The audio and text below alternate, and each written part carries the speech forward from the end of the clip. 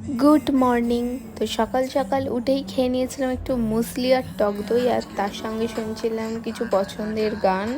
আর আজ লাঞ্চে ছিল ঘি, আলু সিদ্ধ আর ভাত। যেহেতু কালকে কালী পুজো, তো আমাকে আজকে সারাদিনই নিরামিষ খেতে হবে। কাল ছিল আমার কালী পুজোর উপোস, তো ওই কারণেই মেনলি আজ নিরামিষ খাওয়াটা।